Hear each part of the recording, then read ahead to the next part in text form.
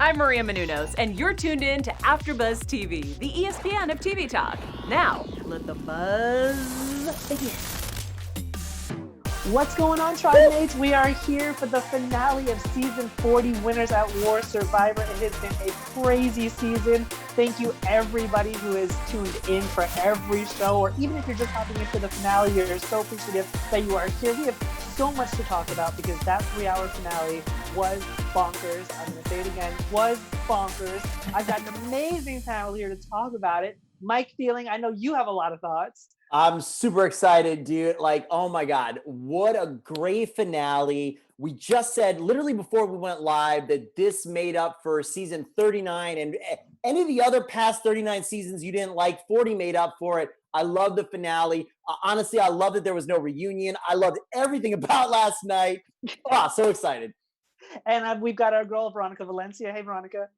Hey, oh my gosh, last night's finale was amazing. Season 40 overall was absolutely fantastic. Pretty much best gameplay, best cast. It was called the Super Bowl of Survivor, and it definitely did not disappoint. Agreed. And of course, we wouldn't be complete without our Dream Team Challenge guy, Steve Gainey. Oh my God. It's the season I have been waiting for all my time as a Survivor fan, to just see this whole sort of saga come full circle. I mean, just the final Edge of Extinction challenge, like the everything that they were just Rob and Amber and just so much was going on. I really got emotional during this episode. I completely agree with you, Steve. I don't think I've cried more on a finale show ever. It was very emotional, and you know, it was kind of bittersweet to see it end. And we're definitely going to talk about it. We're going to do our reveal of who won the fantasy draft. Those of you who have the reveal. Okay, well, Mike has won the fantasy draft. Everybody knows. For those of you who have been keeping up, unfortunately, Mike wins. Damn you, Mike. I'm just kidding.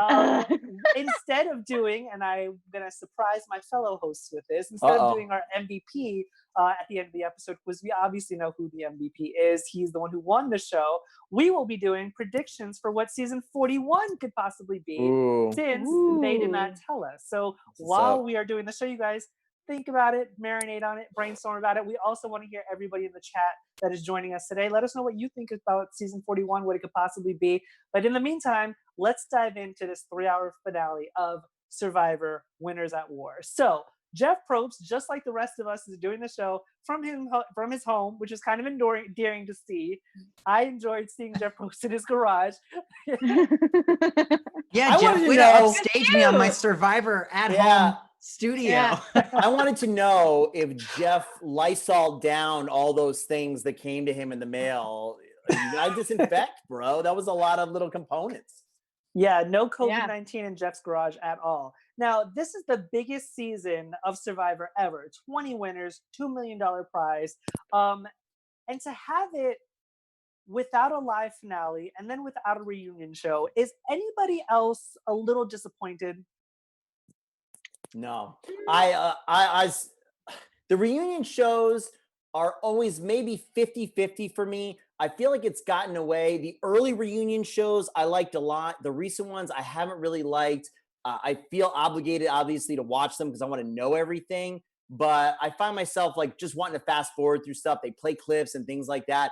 I like this much better. I'd rather see way more stuff on the island, way more stuff, honestly, before the final tribal. I'm also glad that they don't ask everybody gets a question, and it just took way too long. I way more like the way they did it tonight, 100%.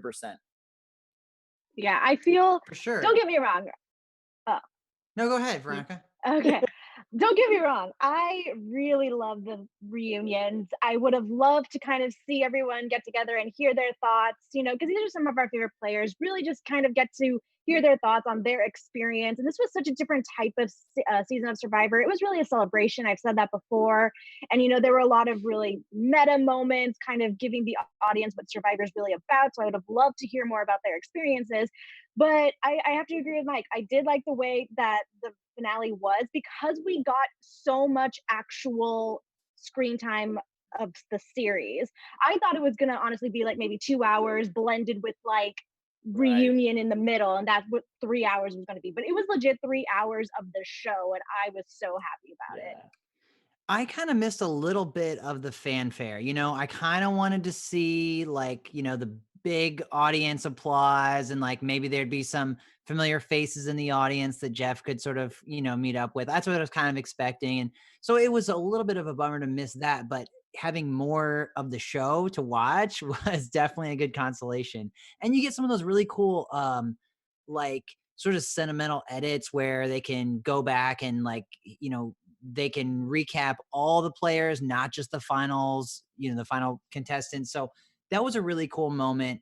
So, I guess I was a little bit like, oh man, of all the seasons to like not have the live finale. But yeah, I wasn't disappointed. I didn't feel disappointed by the end of the episode. You know what? To that point, this probably would have been the best reunion to have just because of who it is. I kind of have the same problem with Survivor reunions that I have with some of the recent Netflix show reunions, like Tiger King. Our network has covered all of them, like Tiger King. I did Too Hot to Handle and things like that. They don't really delve into a lot of the really strategy things. If they really put it to people like, why did you do this move? That would be really interesting. But for me, it starts to get too fluffy. I don't know. Yeah, I miss the idea of the live finale. Some of the aspects of it, I agree with Steve. I missed, the Sia fan favorite. I do miss the camaraderie that we see as fans. They all come together for the finale. And, just a celebratory moment of having these players play for 39 days on island and just being, congratulated with all these people, just tipping their hats off to these players because they deserve it. I mean, they played their hearts out. So to kind of take away, that kind of, I don't even know the word for it, just, the gratitude that the fans have for these players was kind of bittersweet not to have it. But they definitely made up for it more than enough with this 3-hour finale. We've got our final five: Sarah, Ben, Tony, Michelle, and Denise. And before last episode ended, we saw that there was going to be a battle back from Edge of Extinction. Now, before we get into this beast of a challenge for Edge of Extinction players had to endure, who did you guys want to win the battle back? We all I was rooting for Natalie. Yeah, of course. 100%. Yeah. I feel like for me personally, I knew in my mind that it had to be Natalie. I just think that her narrative in the entire season was leading up to this moment for her. But to be perfectly honest, I would have been satisfied had anyone gotten back into the game. I think one of the great things about this season is that everyone was so well balanced and highlighted. Like everyone had a moment in the spotlight where you really were rooting for that person at one point in time. So for me, I would have been okay with whoever got back because I was rooting for everyone, like I said, at one point in time. But yeah, this was made for Natalie. I could challenge you on that. You really think everybody? Yeah. When were you rooting for Amber?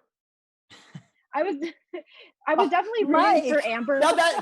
No, because when Veronica said that, I was like, that's a great point. But then it popped in my head just a couple of people where I was like, they were barely on the show. Honestly, Sandra was almost barely on there, and Amber really was really silent on there. I think for Amber, and we'll get into this kind of at the end of the challenge, but I think Amber's narrative was very well blended with Rob's narrative. Sure. So anytime that you saw Amber kind of like feeling like she was going to break down on Edge or, wanting to do the best to help Rob, I felt like I was rooting for them because their narratives, like I said, were tied together. Gotcha. Yeah. I was also like, when Natalie started to mess up the challenge and she was stuck in the ropes and then Wendell was pulling away, I found myself being like, oh no, not Wendell. Like he just doesn't have the narrative this season. I like Wendell. I liked him on his season. He kind of came off, he didn't have a great showing this season.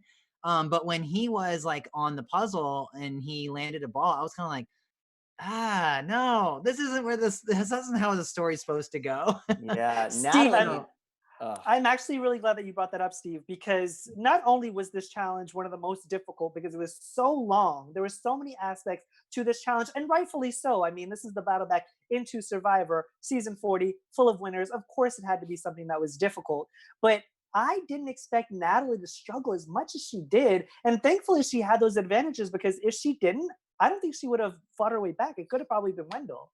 That's yeah, right. I'm surprised it wasn't a blowout. Going into this episode with knowing how many advantages Natalie had, I thought it was going to be a blowout because she would have gotten ahead so much quicker. But it just goes to show you never know what's going to happen in these challenges.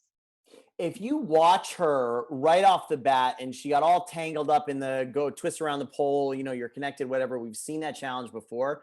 There was literally a point where, and you can rewind and watch this, where I said, she's done. But for some reason, she didn't know it. Like, I could see that the line was clear for her to just come out. Really, like not too long after she started. And she went back. And I was like, no, I wanted her to win so bad. I was like, what are you doing? Oh my God. Yeah, I need to was know. rooting for Natalie, or I guess one of the reasons why I was rooting for Natalie was because of the people who were on the edge who stood a chance at all with the jury. It was like Natalie and maybe for like legacy reasons, like a Boston Rob or a Tyson, but that was it. I was like, if anybody else gets in, they're a non-issue for the jury.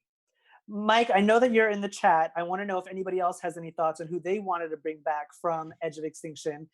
In the meantime, we saw Natalie win. Very happy for her. I cried for her. She was the first pick on my fantasy draft. She was my number one player right out of the gate. So I wanted her to come back very, very badly. And I just thought, like Steve said, she was really, in my opinion, the only one who could come back that had any chance of winning, because except for like Boston Robert, like Steve said, the legacy people, because she has been the one that has the longest. She has the most story to tell from Edge of Extinction. And I just thought that she would win if she got to the end. Clearly, I was mistaken. We will get into it, which makes the final 6 now 4 women and 2 men, which in my opinion was actually really nice to see. We saw Sarah's thoughts about it. We'll talk about that later on in the episode. But right from the final 6, having 4 women and 2 men in the Winners at War season, it spoke volumes. Yeah, most people in the chat agreeing with wanting Natalie back, just in general. Good. Yep. But yeah, I mean, dude, we'll get into it when we talk about Sarah's monologue, as someone put it in the chat. But if you don't think women can crush Survivor, you're an idiot. Yeah. So Natalie wins her way back at camp. Natalie knows that she's going to be a target. Real quick. Yes. Let me interrupt you real quick, Tim, because people, I'm sure, and guys, in the chat, I don't know if you guys know this, but we're going for a while today. We got permission from the powers that be to go longer for you guys for this finale. So keep the questions coming. But people want to know, Steve, if you've done any parts of this challenge, the battle back. Of this challenge, I have done the very first leg where you're sort of strapped in and you got to get yourself through an obstacle course while strapped to this rope. And I can tell you it is difficult. It's not, because you're trying to go fast. You do not have a lot of slack. And especially as you go through and you're getting unwound, you do get a little more slack, but that means you're now carrying rope. So you can get tripped up by the rope that you've already gone through. And when you were saying that Natalie is like, she's done. I'm like, I know exactly what she's doing, because you know, you get those ropes looped through each other and you're like, oh wait, is this and now suddenly you're going back through the challenge you just did it and you're tangling yourself up. So yes, I've done that. I did not do this puzzle, but it looked like a puzzle that I thought to myself, this is going to be over quick. The lead is very important. So when I saw Natalie sort of starting to squander her advantages, I was like, no. Over and over, by the way. Like we didn't even go into that. Her rope bridge dropped and it was like, my, every single thing. I was like, okay, she's got it now. No. Or she's got it now. No. Yes. Come on. Which is why all the hard work she did on Edge of Extinction to win those advantages was huge. Because without those advantages, who knows what could have happened. I will also say real quick before we go on, once she did win, I was like, see, why did you give Tyson an immunity idol? You could have used it, like, please. Hey, that's jury management right there. Yeah, I guess. I completely agree with you. Not. She was just keeping us on our toes throughout that entire challenge, because I certainly was at the edge of my seat watching her try to win this battle back. So as Natalie goes back to camp, she quickly dives right back into the game. We got to give her kudos for that. She does not miss a beat and starts planting little seeds of how the jury is really voting for Tony and trying to see where this final or these other five tribe members, stand with each other. And she quickly finds that Michelle is the one to go with. Now, in terms of her, disseminating this information about how Edge of Extinction really is vying for Tony to win, did you think that that was a smart move? Yeah, I think it was. Here's the thing: when there's a season where Edge of Extinction is in play, if you come back, you automatically know that you're a target because you have spent so much time with other people building relationships, and especially in this season, we've seen just how big relationships are and how much they help you. So Natalie knew she was a target and she had to play any type of card she could in order to get the target off of her back. And the thing is that from what we as an audience can see, she wasn't lying. It's very clear that Tony was a front runner this entire season. But of course, everyone brings up a good point, and like she can say whatever she wants about the Edge, and no one can say, "Oh, you're lying," because how do they know? Yeah, it's obvious to us that Tony is killing it, right? But perhaps not to the people in the game. They don't know what it looks like from jury. We kind of know more what it looks like from jury.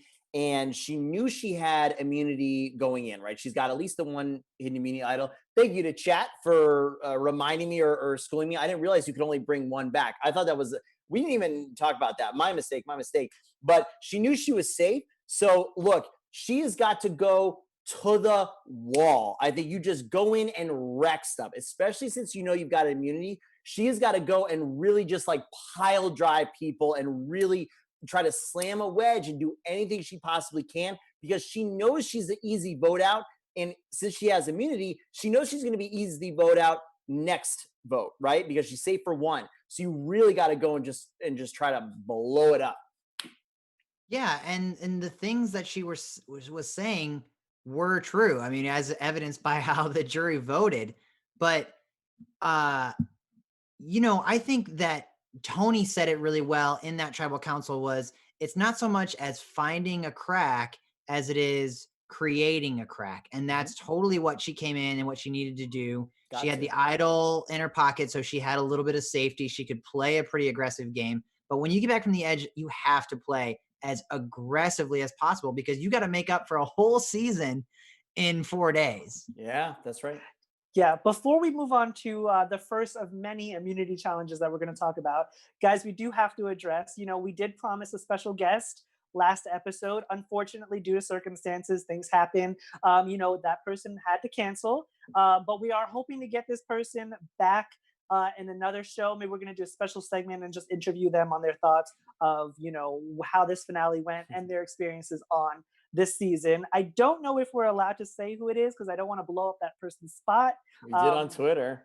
Well, I mean, if you're on Twitter, if you went to Twitter, we were not trolling. That was set up and last minute cancellation. Last minute cancellation. Yes, last minute cancellation. We wouldn't lie to you guys. But that just means you get more of our faces. So let's dive in to the first immunity challenge. So pretty much we've seen this before. Race through an obstacle, get a bag, climb a tower, water slide, do it again, solve the tiered puzzle. Now, Ben and Tony were in really early leads. Michelle was dead last.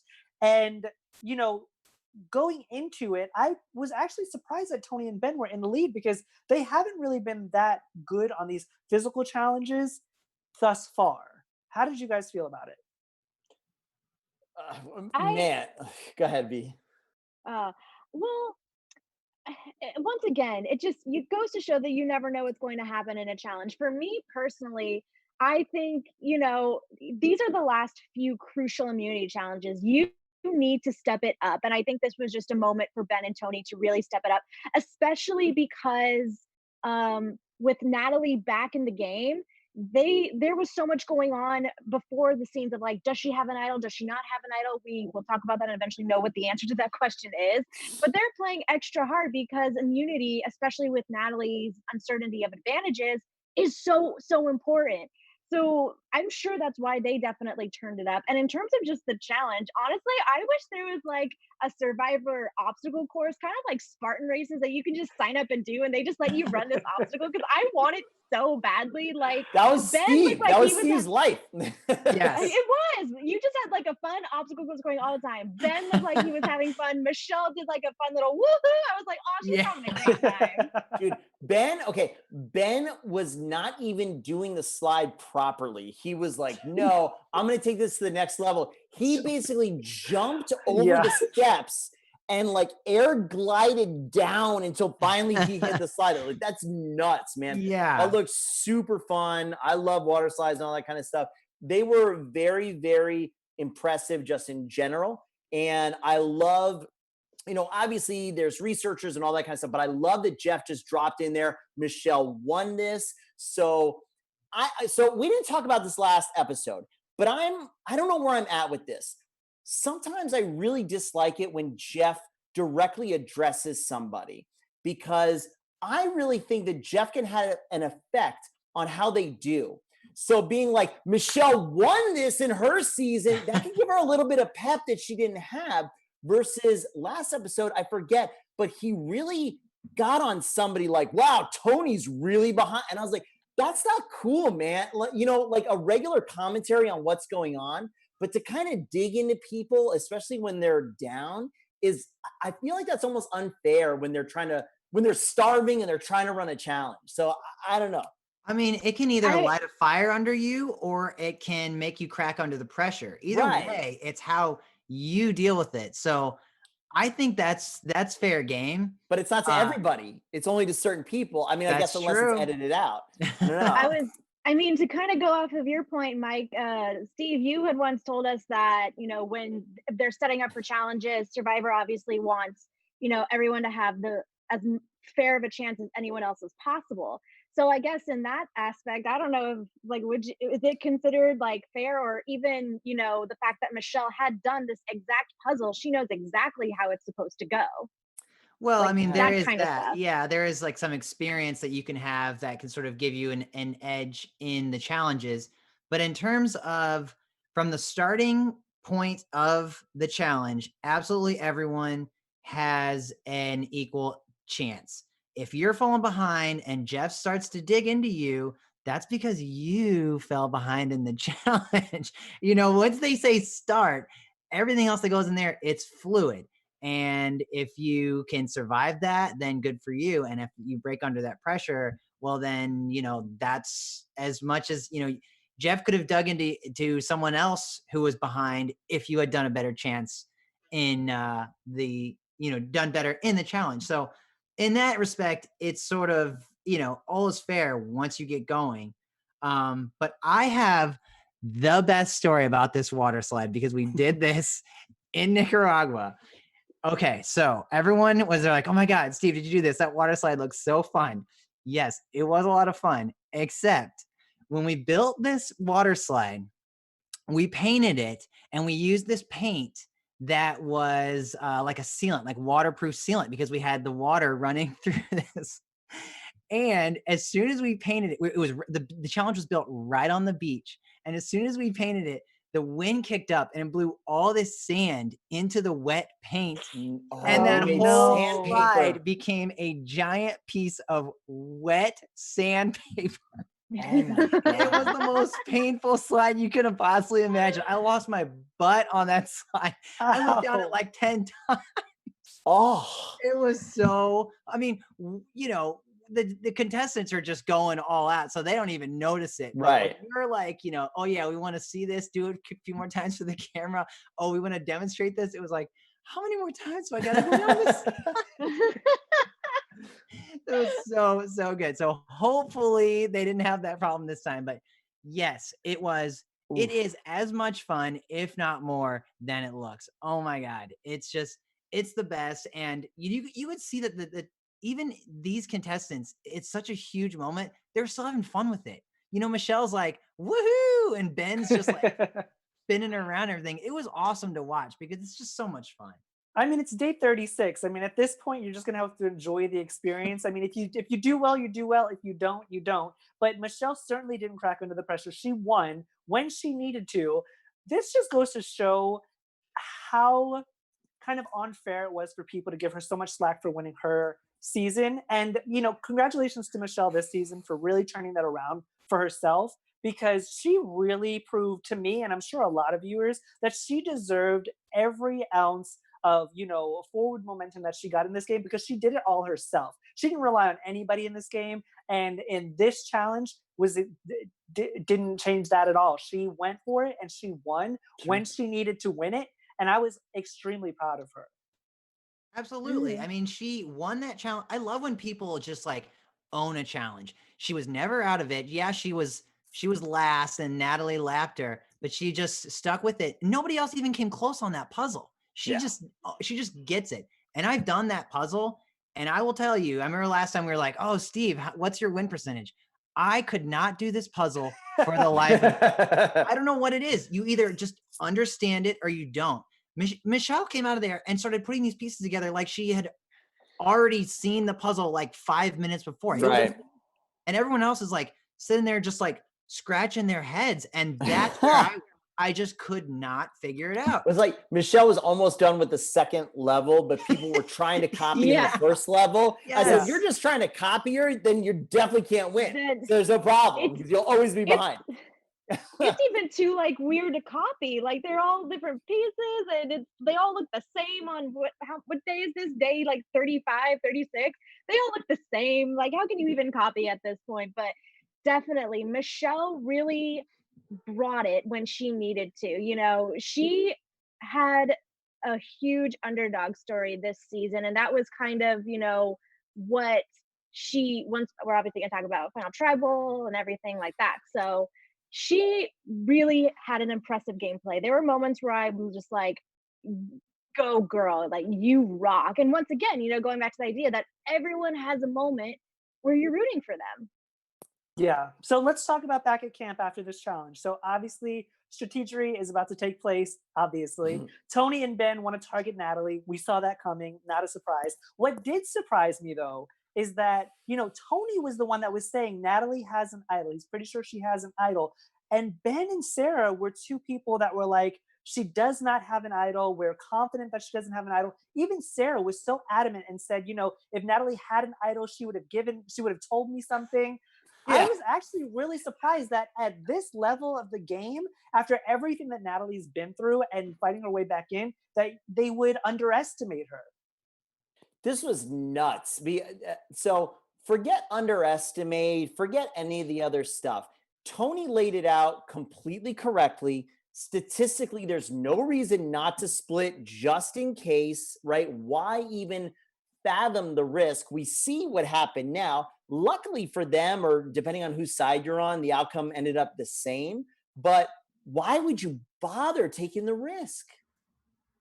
Well, here's what I just don't understand. Like, what you're saying is the outcome was the same. Like, Denise goes home. Tony's like, look, let's just put our votes on Denise, and then we have our idols for next tribal council. Sure. So that's a great strategy, good gameplay. But imagine the next tribal council if Tony and Ben still have their idols, which means Natalie burns hers. So there's probably not going to be another one that goes back into the game. So Natalie doesn't go out and find another idol. So now next tribal council, Natalie has nothing. It would have completely changed the next tribal council. Well, Natalie would have used hers regardless, right? So there would have been the first one been one out there. Or do they not bring back the I mean, not necessarily, because that was one that she bought. Right. So technically there's two idols on the island. Right. And Ben and Tony both have them. If they just put their votes on Denise, they're still holding them. They're not going to put Natalie's Edge idol back into the game. That's right. Yeah. For me, this was a moment where I was just like screaming at the television, because I'm just like, what makes you think there's not even a chance she could have an advantage, especially when all of the advantages in the game have come from Edge of Extinction. And we saw it last season that Edge of Extinction was in play too, was that Chris, yes, he had to get through his first tribal when he got back, but then he got an idol to help him progress. He got an idol to help him progress in the game. So it's like, what makes you think that's not even an opportunity that she would have an advantage? And this was the moment. Well, there's multiple moments, but I feel like this is also just what stood out about Tony's gameplay and made his game so impressive was that he was thinking like an audience member. And we as audience members have so much more information than they do when they're playing on that island. Sure. And it's like, wow, you're thinking like me and you know way less about what's going on. That is impressive. Well, why, when Tyson came back, are we to believe that he didn't tell anybody about what they could buy?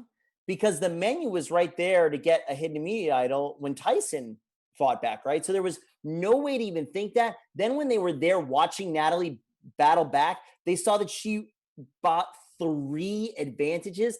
I mean, it's just really short-sighted, and I don't know what it is, ego or whatever, but there's no advantage you can see unless somehow you don't want to get Denise mad, which is just, it's nuts. It's so few people. She's going to have to vote for somebody in the end. I don't see that as being an issue. Terrible gameplay. Yeah, let's move into the first tribal council. So obviously they don't think that Natalie has an idol. She does. But more important than that, we get this monologue from Sarah, and a lot of people in the chat already kind of mentioned it, where it's this men versus women gender bias. And, Sarah has been, holding on to a lot of things since her last season that she's played that made her look like a bad person. Tim. Sorry, Yeah. Lucina.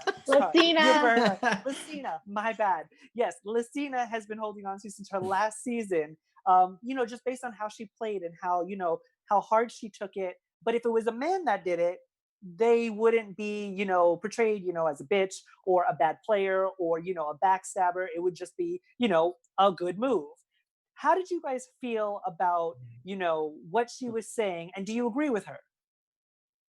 Yeah, for sure. I think that, Survivor obviously has had so many seasons. It's been on for so many years. And throughout the seasons, we have definitely seen a cultural shift happening in society. And I feel that, this has been a reoccurring thing that has stuck with a lot of contestants. We even saw it brought up last season too with Kelly when we were talking about the all-female alliances.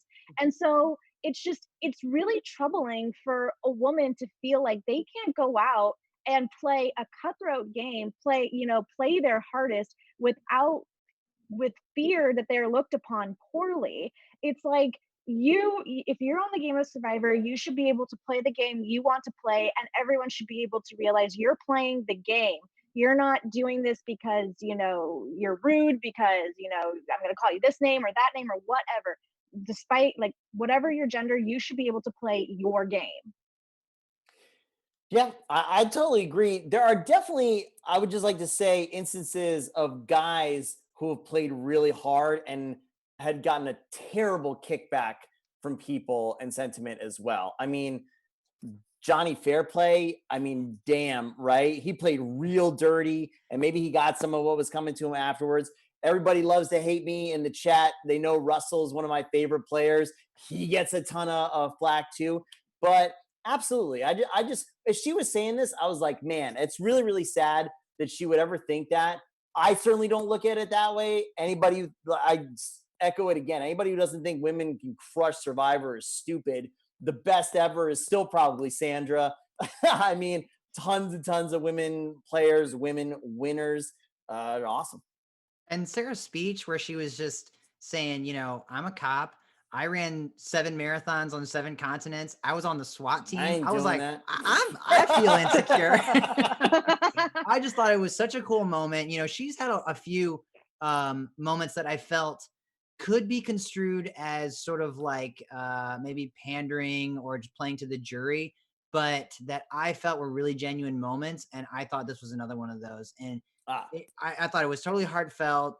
Jeff had a really good response where he's like, I'm sure if I go back and look at the things that I've said, that it can show some of my own bias. So it was eye-opening for a lot of people. And I really thought it was just great television.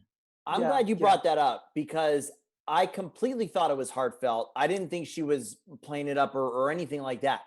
But when she said that, I was like, ooh, the jury's going to love this. And I feel like you inadvertently just painted a target on your back. Unfortunate for, no judgment, right? Fortunate, unfortunate, whatever. I was like, oh, everything you're saying is so right on, and you're just making a crazy case for you to win. I was like, kind of stop, please. Yeah, I mean, we know that everything that you say and do in this game is going to either paint a target on your back or Constant. not. And in this case, yes, I agree with you, Mike. I think that her saying this, very genuine. I completely agree with her. But yes, of course, it's going to put a target on your back because you look like a superhero. She is. She is a superhero. So Jeff, I love how he owned up to his own bias as well. That was really endearing to see as well. I always love when the host of the show can sit there and say, you know what, I made mistakes too, but we're going to move on. It's that as much as we want to make Survivor about these issues, it's not about that. It is about the plays and it is about this game. So in terms of the game, Natalie plays her idol, rightfully so, causing Tony to play his idol, Ben to play his idol. Now, something that I did like about this is that now everybody's kind of on a level playing field. We fleshed out all of the idols. What really sucks about it, though, is that Sarah and Denise, the two people who don't have anything in their pockets, are now the two players who are at risk of going home. So because 4 people have immunity, Sarah and Denise would occasionally obviously vote for each other, therefore canceling out their votes. So what happens now is that if there was a tie, Denise and Sarah would have had to do a fire making challenge. Now, we saw what happened. Denise went home, obviously with all the votes. But was anybody curious to see another fire making challenge? No, I hate fire making challenges. Well, Okay. I actually thought that it might benefit Natalie and Michelle to keep Ben around, because I think Ben might have been a better fire challenge against Tony. You know, if your number one objective is to take out Tony, you know, you might say, you know, we want to keep Ben around. So I don't know why they put their votes on him, but I can understand.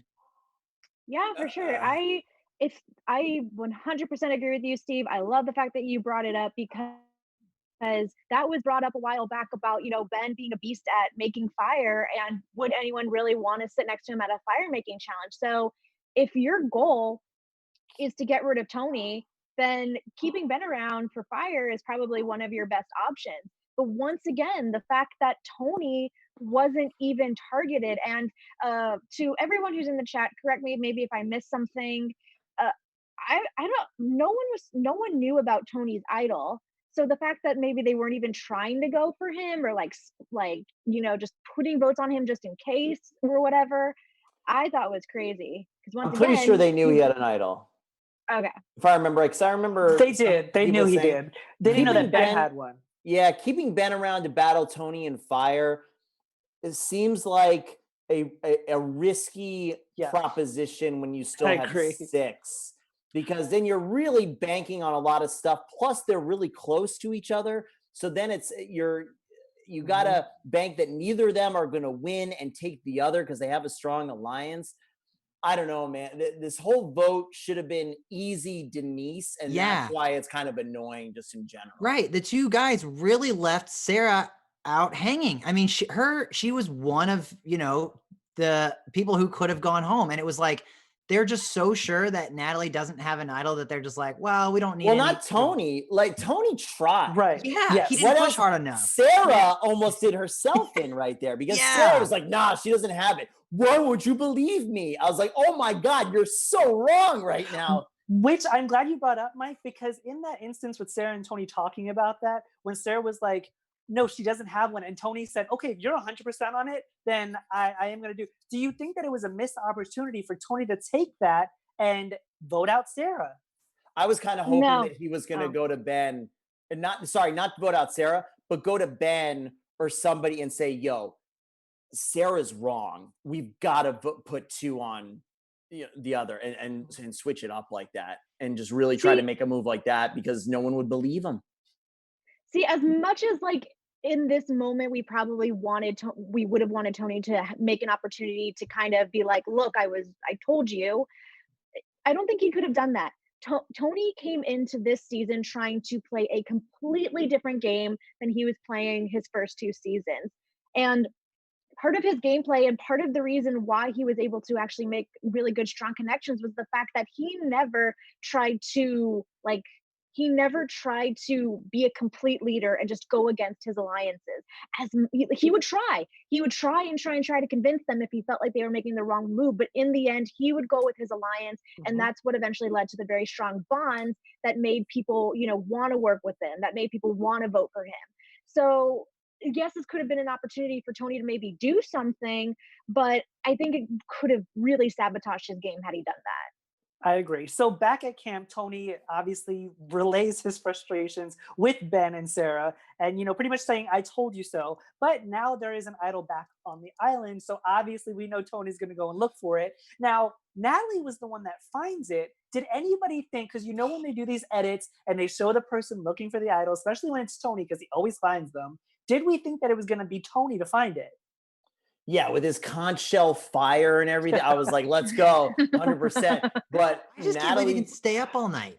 He's a monster. And It's $2 million. $2 million will make you stay up all night. Yeah, every time Natalie won something in this episode, every time I jumped up out of my seat. I was like, "Let's go!" I was so fired up. When she fought again, I was like, "Yes!" I was so excited for her.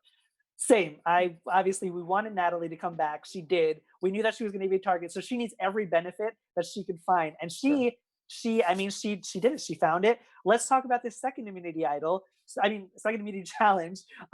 Race through obstacles, collecting a key, land sandbags on a target. Now we've seen this before. Really quick, everybody in the chat probably So quickly blow through these challenges now. Sandbags on target. Yeah. Steve, have you done this before? No, I have not. What? Oh, okay. No part of this. Well, okay. What was the first part of this? You gotta go on the balance beam and then untie the thing. Oh yeah. Those parts are so much fun, and they're so visual that like those are the ones you kind of mug for the camera because you're gonna be able to like watch it back at base camp. You're like, yeah, it was great, but no, I never did a sandbag or the toss where you have to land it directly on. But I knew that I was like, anybody can win this. You could be like throwing all day. It could go 1-2. So yeah, I was definitely like on the edge of my seat the entire time. This has got to be one of the most annoying challenges. I swear. If I was doing that and somebody else win, I would chuck a beanbag so far into the ocean you can't even imagine. Especially when it lands on the tray and then it just rolls off. Yeah. Oh my gosh, dude. that challenge had my blood pressure all the way up. My anxiety, I could not handle it because the edit, it was like one after the other. Ben, just kidding. Tony, just kidding. It's like, who is actually going to win this? Music crescendos. Man, they should have used that for like really high quality audio, but they spent so much money on this season for this challenge. But it was tough because this, like you were mentioning, Tim, everyone at this point is on an equal playing field. Natalie has her idol, but nobody else has any type of advantages. So whoever you were rooting for at this point, you really wanted them to win. Yeah. So Tony winds up winning. He pulls it through. Sick. 4 immunity wins. Congratulations to him. He needs 5 in order to tie the record.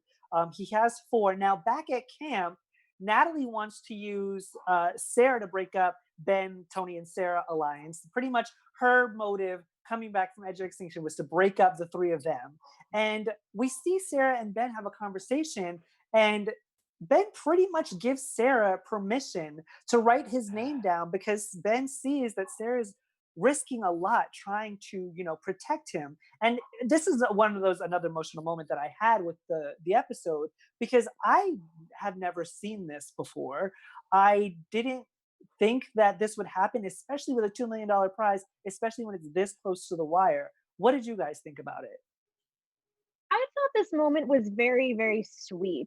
And I think, like you're saying, Tim, it's like, you've made it this far. Why would you risk $2 million? Why would you allow someone to write your name down? But I think for Ben, we've kind of seen Ben struggle with his social game throughout this entire season, kind of closing doors on alliances and kind of being reluctant to work with people. And I think that at this point of the game, Ben really started to see, the people that he can trust and the people that he grew actual bonds with, actual relationships with. He talked about Denise not just being a vote, he talked about her being a friend. And the same thing goes for Sarah. So I think you know, Ben having his real moments of how he went back to his everyday life and he had a lot of trust issues. I think this season of Survivor really helped him fix those trust issues. And I think for him being, and you know, he even kind of said it while exiting, that being able to have those relationships means a lot more than the money for him. And I think that was his personal journey this season. I hated it. I mean, everybody in the chat, everybody who watches this knows I dislike it. I really, really like Ben. I've liked Ben since the first time he played. We talked a lot about the social troubles and things, and how I've kind of been a little disappointed with the gameplay he's played or whatever. And I get what he was doing, and I get the sweetness and all that other kind of stuff. But he deserves to be there. He's a winner. You know, I understand the friendships being worth more than the money. I'm down. I totally get it. I'm not trying to downplay that whatsoever. But he deserves a shot. He shouldn't give up on himself. And if anybody was somehow like not friends with him or something like that because he tried to play as hard as he possibly could to get the $2 million for his family, they're crazy too, and they're not real friends. So I don't think he should have thrown it away. I think he should have kept working and try to find a way around it, because I think he deserves it. I think that this is the moment that you bump Michelle because you need Ben around who as a potential fire, challenge to Tony. This is the moment you're like, okay, now we got to start thinking about that final fire challenge. That being said, I was choked up. It was incredibly moving to me. And I think that this also speaks to another theme of this season about how the show affects people in their real lives. I also think it was a testament to Sarah's social game, is that Ben would do that for her and not for Denise or anyone else. But the fact that he, he's like, I want to play a better social game. And that was, his goal was to win Survivor and to play a better social game than he did last time. Maybe he started to think, I'm not going to win this one. So rather than, miss out on both of my goals, since I've definitely rubbed some people the wrong way, which is why I won't win in the final. He kind of redeemed himself in the end. It's sort of like the action movie trope where it's like the guy who hasn't been pulling his weight the entire time and just sacrifices himself. You guys go ahead. And then it's just like he redeems himself at the last moment. So just for the narrative of it, I loved it. I thought it was a great moment.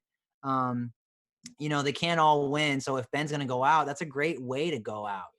I mean, he's a Marine guy, so there's that too. Let me add this on top. I actually thought what he did and the way he said it contradicts what he was trying to get across. Okay. So he said, you have my permission to vote me out so you won't look like you just got carried through. But that's literally carrying her through. Right? Saying, you know what, I'm not going to fight, vote me out. Then she's not even fighting for it, right? Isn't that a carry through? As soon as he said that, I was like, bro, that's defeating the whole purpose, and she doesn't have to work for it. I mean, let's be clear. I think Sarah did work for it and all that. Like, don't get me, I'm not trying to downplay her game. Right. But just in that moment, I was like, Ben, don't do this. Yeah, no, I agree with you. I don't think that he necessarily had to do that. I'm glad that he did, because I think that those three people did need to be broken up. But I do agree with the fact that, Sarah wasn't carried through. So whether or not she voted him off or not, the jury would have never thought Sarah was carried to the end, because she wasn't. That's just a fact. So second tribal council, with Sarah's permission of, voting Ben, Natalie plays her idol for herself. Ben gets 3 votes, surprising Tony. Michelle only gets 2. Ben is going home. Did anybody think that Sarah wasn't going to actually vote for Ben? Yeah. You know what? I was 50-50 on that too. Just because, like I said, relationships played such a strong part of this season that I really thought that alliance was so strong that even though Sarah had permission to vote him out, she would want to, keep her alliance strong. Yeah, I was surprised. People against Nat, I got it. Had Sarah made it to the end, she was going to need to find some way to distance herself from Tony and some kind of move against Tony, and this would have been it. Yeah.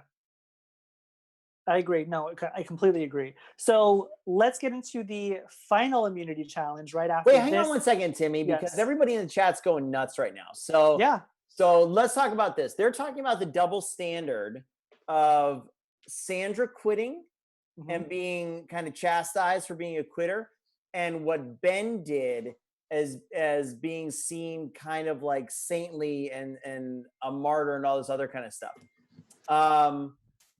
I mean, Maybe this goes back to those men and women biases. Maybe. I'm not letting Ben get away with it. I think it's terrible. I don't want him to do it at all. Did he quit just as much as Sandra? Yeah, I kind of think he did. If he's just gonna lay down, if that was 100% truthful, and he wasn't gonna try to fight whatever anymore and just kind of lay down and do whatever, then yeah, I think he did quit just as much as Sandra. I disagree, because I mean, we see him talk to the camera at one point and he says, as much as I told Sarah and gave her permission to write my name down, I don't want her to write my name down. Obviously, then he probably shouldn't have said anything, but I don't think he wanted to go home. So that's really not the same as quitting. So that's fair. So maybe it's in the edit. We don't see his scramble. If I then see him go to Tony and be like, yo, we've got to blah, blah, blah, sure. But if it's truly what happened and he was just like, you know what, I give you permission, let's cry together, and I'm going home. Well, then you just kind of threw your hands up then, right? Here's what I think. Go ahead.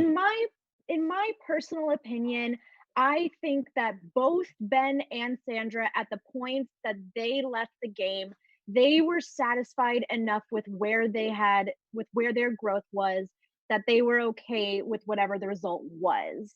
That's kind of how I see it. I'm not gonna, first of all, I never chastised or criticized Sandra for quitting. She's still the queen. I did. I don't care what anyone says. I did. She's still the queen. But that's just the way I see it, is I think that they both came to points in their Survivor career where they were satisfied. That's fair. That being said, Sandra was like, I have nothing left to prove, so I'm just going to leave. And Ben's like, well, this was what I wanted to accomplish, so maybe I will allow myself to be voted out of this game for a larger goal. I just don't know what Sandra's goal was in leaving the game, other than like, I'm tired and I'm not going to make it back in the game anyway. Like there was some sort of a purpose to Ben's leaving the game, and I didn't really feel it as much as Sandra's. That being said, I will say, as soon as Sandra left the game, I immediately emailed some of my old contacts from Survivor. I was like, yo, what is up with this? How could she just walk away like this? She's a legend. And they said, we want to remind you, she had just filmed an entire season. They filmed back to back. She was on Island of the Idols, and she and Rob really were out on the island. They're not living in a hotel somewhere. They really were out on the island. So she had just done a full season. I mean, Rob was too, but he stuck it out. Sandra, she was just worn out. And I can see where she's coming from. I am ready to starve for $2 million. Yeah, exactly. Same, Mike, same. I think we all might need to start after this quarantine, because I've been eating literally everything. So let's talk about the final immunity challenge. We've seen this before: hand tied behind the back, dropping a ball at different intervals. If you drop the ball, you're out. Tony out, Sarah out. It's down to Michelle and Natalie, which I was once again surprised by. Tony barely play. But yeah, Tony barely played. Yeah. Natalie winds up pulling it out when she needs it once again. Natalie's a beast, you guys. I mean, there's really no other way to say it. Come on. I mean, she came back to play, and she did. For sure. I mean, the way she was like juggling the balls as they were, she did not have the pace that Michelle had said. I thought Michelle was golden. I was like, look at her. She got them all spaced out correctly. Natalie's like bobbling the ball and just hanging on by a thread, but she hung out long enough. Steve, you did this one? Okay, I was not allowed to test this one because I played it so many times back at base camp. They're like, no, we need people who are actually going to test this like a real contestant. Fair enough, man. Stop being good at challenges. Yeah, Steve is like a perfectionist. You've been practicing. You've been practicing. So because Natalie won, now it is up to her to figure out who is going to be making fire. Now she's got two options. She tells the camera she obviously is picking Tony to build fire. Now, it's either she wants to pick Michelle against Tony or Sarah against Tony. If she picks Sarah against Tony and Sarah wins, it's just a notch on Sarah's belt. Now, if Michelle goes against Tony, that might be a little bit better of an option. I thought that's personally who she was going to pick to go against Tony because of, how they talked it out. And on top of that, I really enjoyed Michelle and how up to the challenge she was. She wasn't, because we've seen it before, you guys, when somebody is going to be picked for, they're usually like, no, please don't pick me. I'm really bad at it. I'm not going to. Michelle was like, if you pick me, let's go. I'm down. I will beat him. I will do what it takes. This is what I need in order to win. I'll do it. So I've got to give her props to being up to the challenge because not many people are. Sure. Yeah. I mean, I thought for a split second she was going to go with Michelle, but I feel like in my gut, it's the wrong move. I think, okay, I predicted that of them, Michelle would not get any votes. That was just my gut.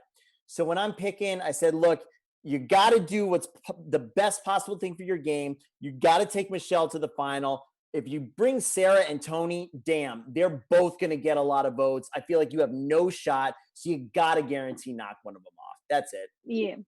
Yeah. I think that even though because she is obviously afraid of Sarah adding to her resume, it would be smart to have Michelle make fire against Tony. But in the event that Tony wins, I think it's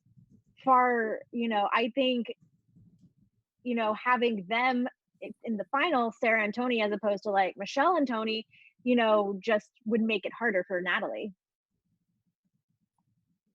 Yeah, that makes sense. Yeah. So we saw Tony win.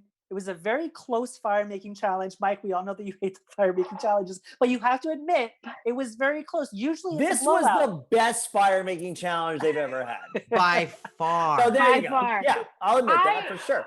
Gosh, it was back and forth. Like again, I was like, it's Sarah. Sarah's taking it. Oh wait, no, it's not.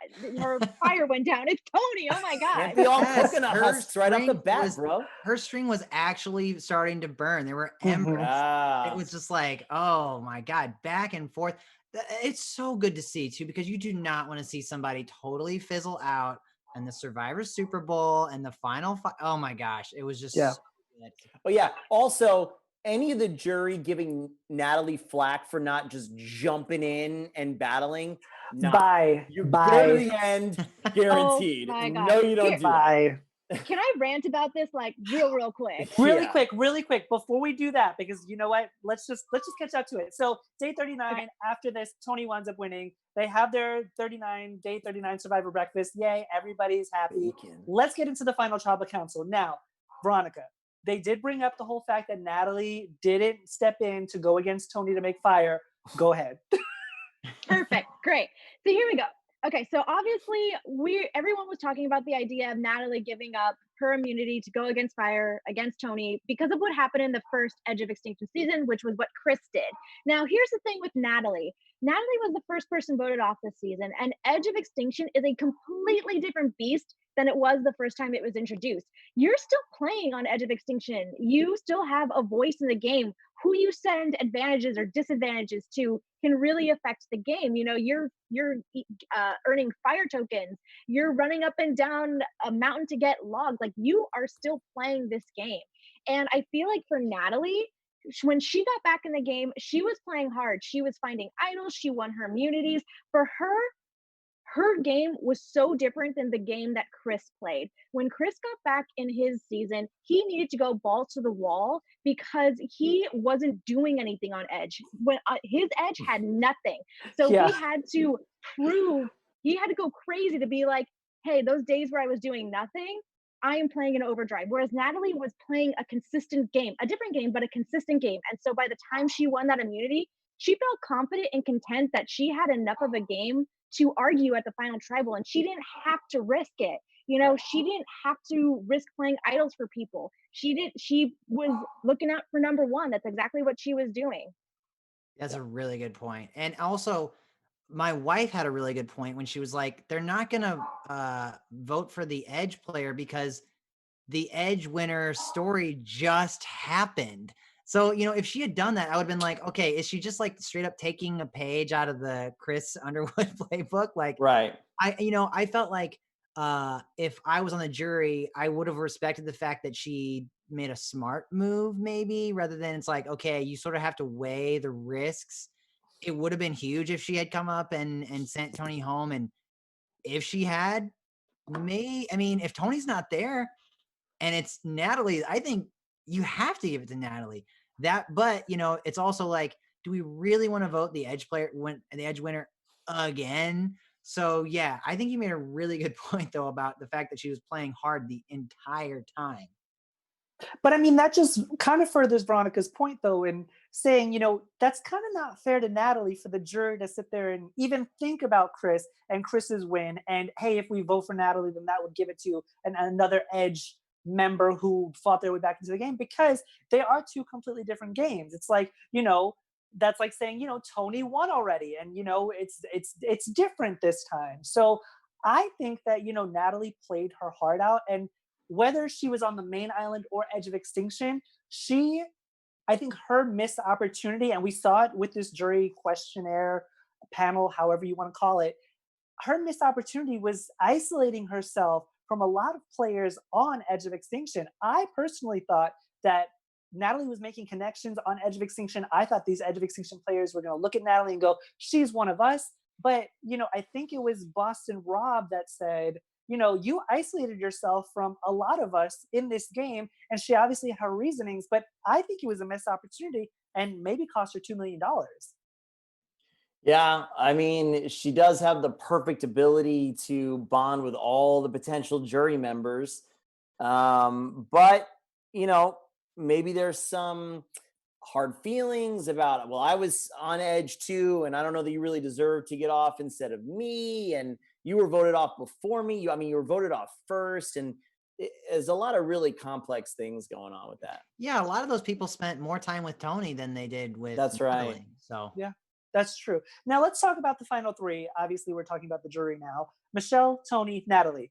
To be fair, and I'm going to say this, and I want everybody who's watching to hear me, nobody who is in this final three is a GOAT. Everybody that is in this final three deserve to be there, and I 110% believe this, especially after they answered the jury questions, because we could all look at Michelle and go, well, did she really do anything? And after Michelle's answers, I personally didn't believe that going into it, but I could see how the jury would see that. But after Michelle answered it, I honestly believe that Michelle was one of the hardest battles, because she was constantly on the bottom. She constantly didn't have the numbers, and she never had anybody helping her. In fact, she was going out of her way to help everybody else, even though she knew that it wasn't going to be in her best interest. She still was going to do it. So I got to give kudos to, once again, Michelle for playing a true to herself game. What did you guys think of Michelle's gameplay? Well, kind of just going off of Michelle's gameplay, Tim, I just want to say I really liked this final three, because in all the seasons I've seen of Survivor, I don't think I've ever seen such three diverse and unique narratives to take to the end. Mm-hmm. You have three Yes. different narratives that everybody is expressing why they deserve to win, and no one can argue against anybody else, because that's not their story. Natalie's the fighter making her way back from Edge of Extinction. Michelle's the underdog, constantly picking herself up from the bottom. And Tony is just like the perfect, well-rounded player. So they can't argue against each other on their games, because their games are so diverse, and they were just so great to see in the end. Yeah, and her answers at the final tribal were so genuine that it was like, look, I'm just not a Tony. Tony's a cop. I'm a different person. I play to my strengths, and that's what I've done. And to make it to, she's never been voted out of Survivor. She's been to 2 finals. She's won. I mean, I don't see how anyone can stand there and really disparage Michelle and what she's accomplished. Yeah, I probably contradicted myself on previous shows that we've done, but well, first of all, I'll say every season we do, I hate final 3. I still think it should be final 2. I think there should be some final outlast challenge, like the old school, put your hand on a log and stand for 3 days. So that's what I think. But I think, like season 1. So, okay, I honestly, right now, despite whatever I might have said, I don't think anybody that makes it to the final is really a GOAT. You got there somehow Mm-hmm. based on what you did. If you slipped through or whatever, you got to the final and you deserve to be there. Some people maybe less than more. Some people are obviously not threats or whatever, but so what? You got to sit at the final and everybody else didn't. So there you go. I still stand by what I said. Based on this, my gut feeling was that Michelle wasn't going to get any votes. While I think she was always playing from behind, I don't think she ever made enough big moves or anything like that to stand out and to really put a stamp on it and say, I did this, I crushed it, I won all this kind of stuff. She played great, but I think the other two did better. That's fair to say. I think that Yeah, Michelle, I think one of her great strengths is responding to problems. You know, Tony was very good at anticipating problems and getting out in front of them. And for whatever reason, Michelle's just not that kind of person who has that sort of ability to sniff out a trap or just weave, you know, just to get out of the way just in time. She gets hit, but then she comes back. And I think that's really admirable quality in a player. Yeah, I think I agree with you, Steve. I think that Michelle is very good at being able to express her gameplay from who she is as a person. You know, who said it? One of you said it. Someone said that Tony was a cop. You know what I mean? Where it's like she's not going to compare herself to one of the other players. Sure. And I have to agree with you, Mike, in this instance, in that while I loved each three narratives, I did think that Michelle wouldn't get any votes. And it just goes back to the idea of the final three, where I feel like it's always usually leaning towards two people as opposed to, you know, kind of nicely dividing it between the three. And in this particular case, I think, you know, Tony obviously won because he was just so good at the game. And then Natalie had the relationships that she built on Edge. And I think people were really just torn on those two types of narratives. So I think, you know, when there's a final three, there's always just two people that the jury tends to lean towards. Yeah, let's talk about Tony really quick. So Tony, very different gameplay from when he first played. We all knew that. Very under the radar in the first half of this season, and then out of nowhere turns into this super player who, Veronica, I'm going to use your words, became a very well-rounded player in the end and surprised, honestly, all of us and really fought hard for it. He made some big moves. He was calling a lot of the shots. And, you know, personally, I've never been a fan of Tony. Everybody who watches our show knows that I'm not a big fan of Tony. But I do have to give him credit. He played a very, very, very good game. Obviously, he won. How did you guys feel about the way that Tony played the game throughout the season? Not to mention being called out by Natalie, and the entire jury knows he got called out. And so that right there could have shifted the jury, be like, whoa, wait, I don't actually think that, and then give it a negative spin. I think he did fantastic. I think anybody going on Survivor should check this, study it, and realize how somebody who's a very outgoing alpha type player and person can still be that and kind of be true to themselves, but stay under the radar in the beginning and not get clipped right away for being that kind of person. Woo! I was so happy because here's the thing. I'm in the same boat as you, Tim. When Tony first played in Cagayan, his gameplay, to me personally, I know it's different for everyone, but for me personally, I found his gameplay somewhat frustrating. And, you know, he came back with that same approach in Game Changers. But this time around, Tony really came to prove that he is playing a better game. And he was, not only was he such great television, you know, with his spy nest and, you know, all of his little remarks, his extortion challenge, but, you know, he really worked on his social game. He was always really good with strategy. I just think he became such a well-rounded player. And no one thought that he was going to not only win, but to win with absolutely no votes cast against him. Like, what a complete transformation. Crazy. No one thought Tony would have ever gotten as far as he did. I think that Tony's game this season got better exponentially.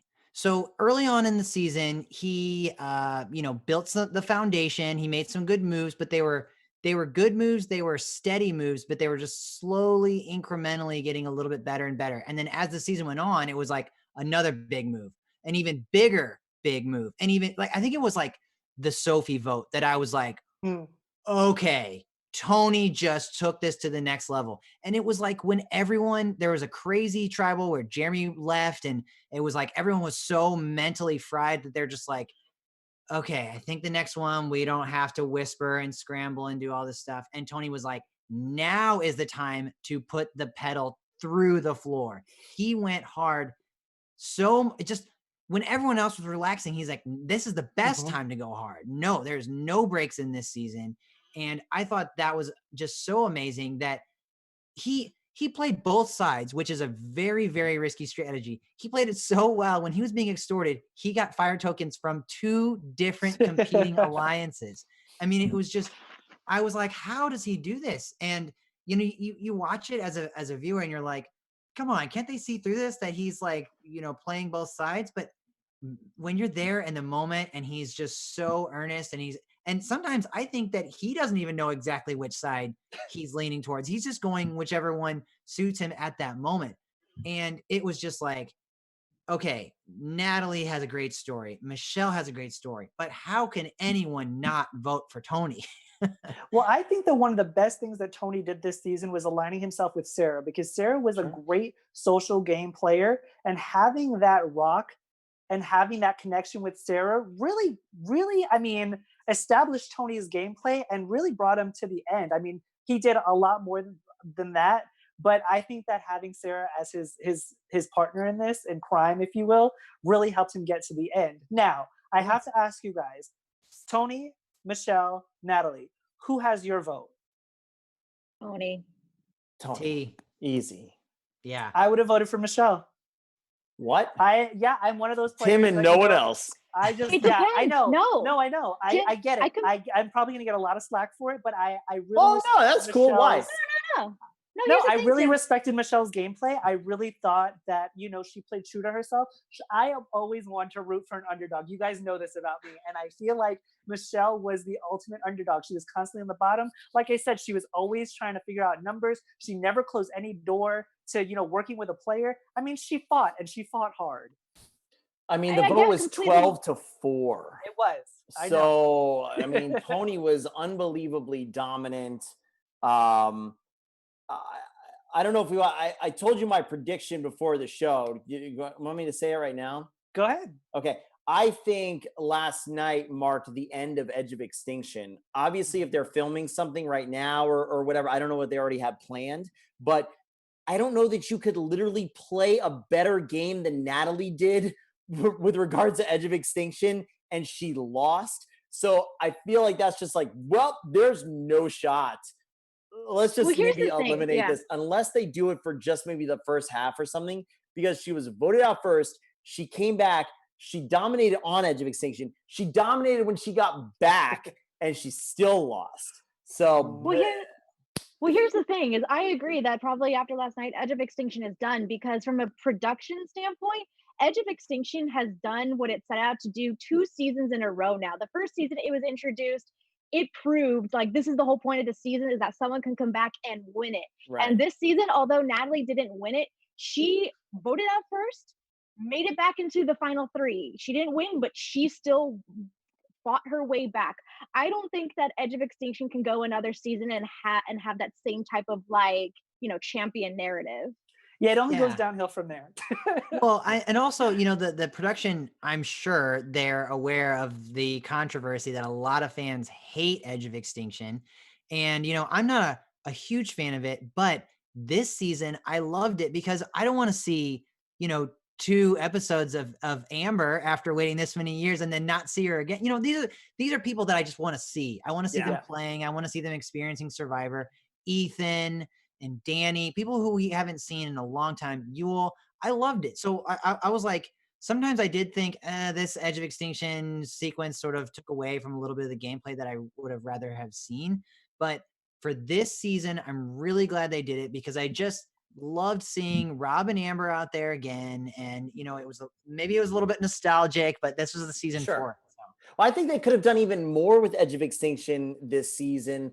Part of the big problem with the first Edge of Extinction, and not to rag on her, because I know we did plenty of it and whatever, but we kept saying the whole time we were covering it that Reem could have won the whole game, right? Mm-hmm.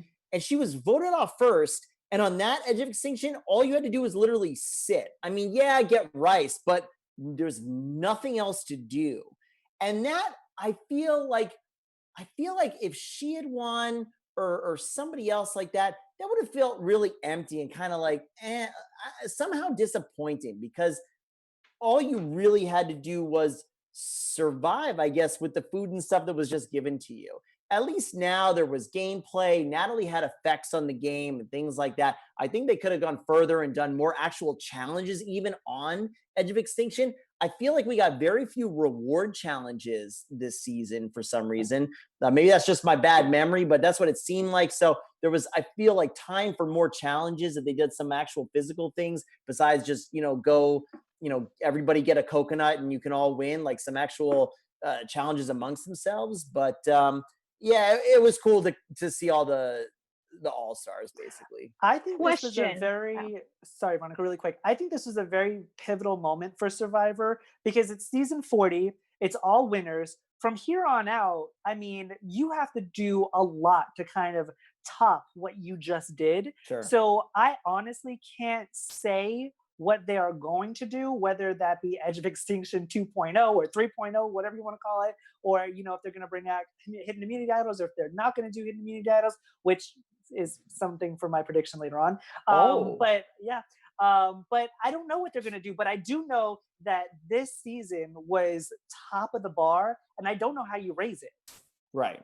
Oh yeah. Nor do they really necessarily know what they're going to do, because I believe Jeff said they're still casting 41.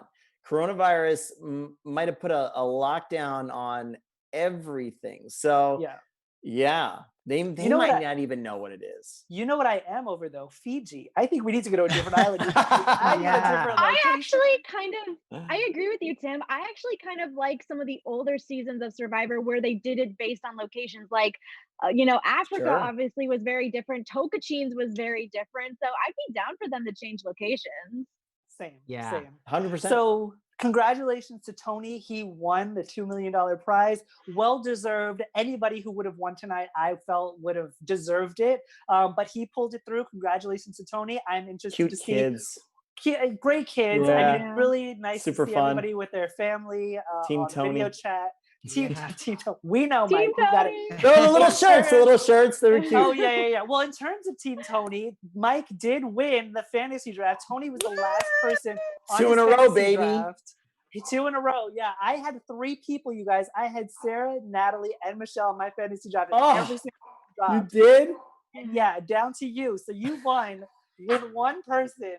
I'm still mad about it. I'm very salty about it, you guys. Good. But congratulations to Mike. Congratulations to Tony. Before we head out, you guys, I do want to hear some thoughts on what you guys might think is season 41 of Survivor. Now, I'll give you guys some time to think about it while I share my thoughts. I think that they are going to do a season, hopefully next season, where there are no hidden immunity idols, where everybody is paranoid about, who has a hidden immunity idol, who doesn't, blah, blah, blah, but there weren't any to begin with. And I think that would really cause a lot of chaos, and I think it'd be a really fun game to watch. You know what? When we were getting to the end of last night's episode, I thought the same thing. What if they come back with no hidden immunity idols? That would be crazy. Back to old school. You've got to win to win. None of these little trickaroo things. I saw somebody in the chat earlier put heroes versus villains too.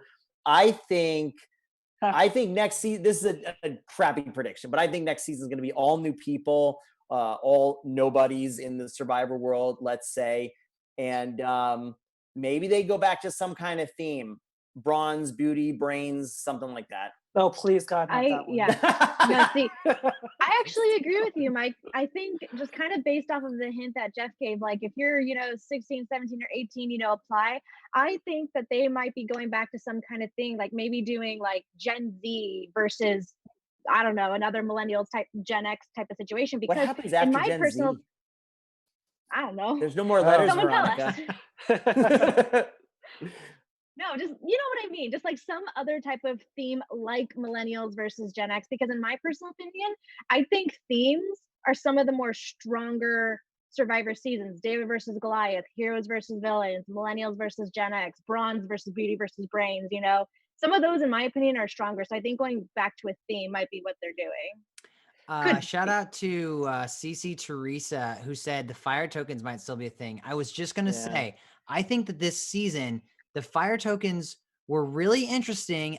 They still seemed a little rough around the edges. Like people still weren't quite sure what to make of them. And then towards the end, they sort of fizzled out. You know, Denise just bought a big thing of rice, and you know, Natalie's fire tokens came in huge. But I think that the fire tokens have so much potential, especially if they're being passed between players just in the game. You know, like if they can use those not just at a time where it's like, okay, now is the time where you can buy something.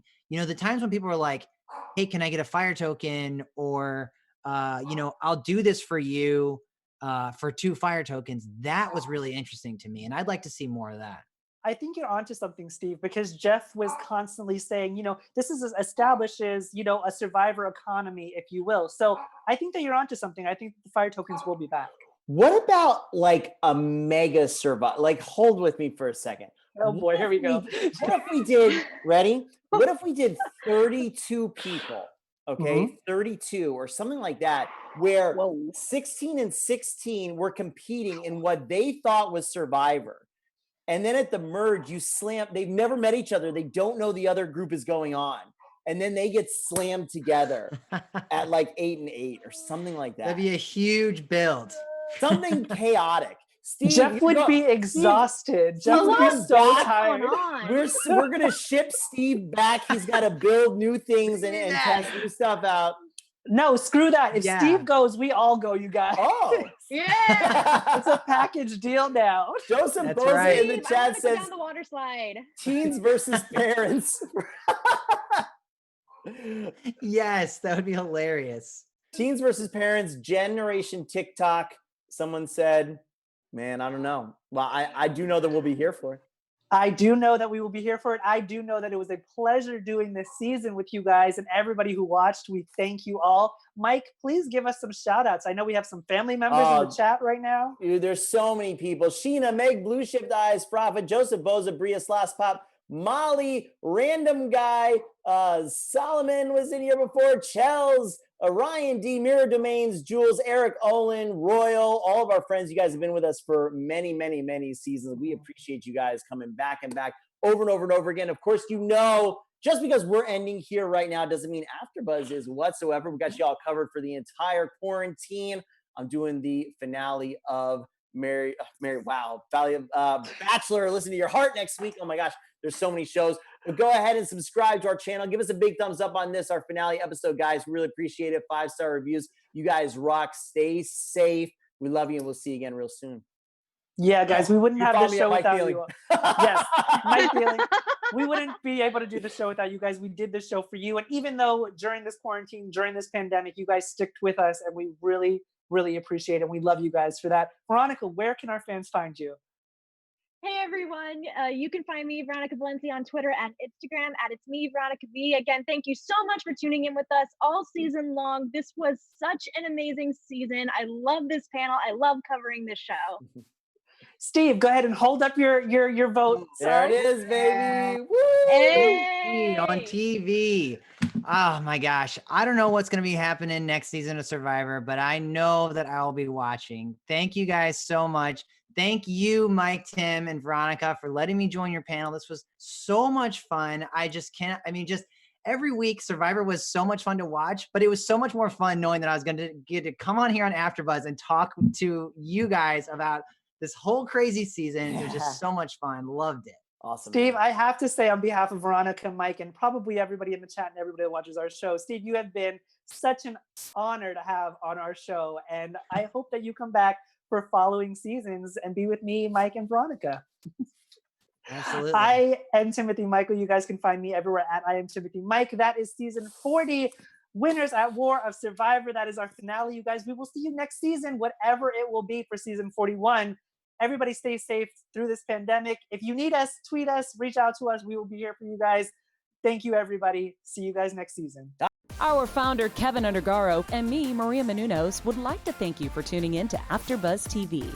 Remember, we're not just the first, we're the biggest in the world, and we're the only destination for all your favorite TV shows. Whatever you crave, we've got it. So go to AfterBuzzTV.com and check out our lineup.